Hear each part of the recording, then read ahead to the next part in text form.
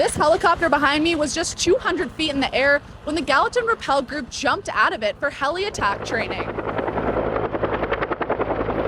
So any job in fire is taxing on its own. It's extremely dangerous and you're putting your life on the line. So when it comes to a rappel crew, you're just adding that extra element of danger. I met up with Morgan DeMeyer, a public affairs specialist for the Custer-Gallatin National Forest. She told me what the Gallatin Rappel Crew is all about. Our rappel crew, as well as other rappel crews, are usually used in instances of IA, which is initial attack, which is when a fire is first starting. For over 20 years, the Gallatin Rappel Crew has been fighting wildfires. This rappel group, or heli attack crew, is just one of 12 in the nation. But how are rappel groups different from any other wildfire fighting crew? And we like to use the rappellers when we're in a tough remote spot.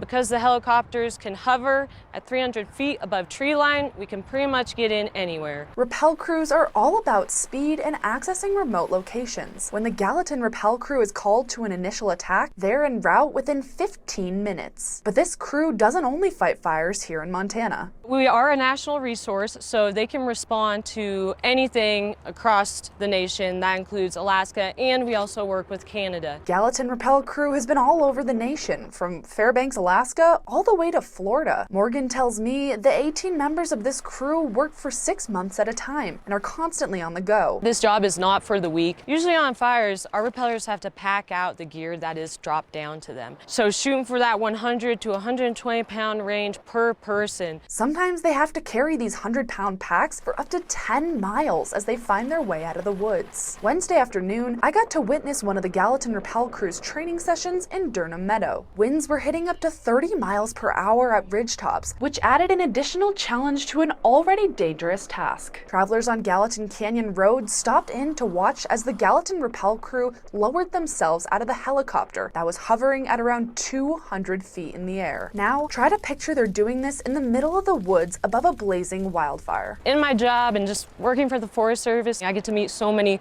spectacular people who work for us, who are extremely skilled, and working with these guys in specific, it's just inspiring. In Gallatin Gateway, Cassidy Powers, MTN News.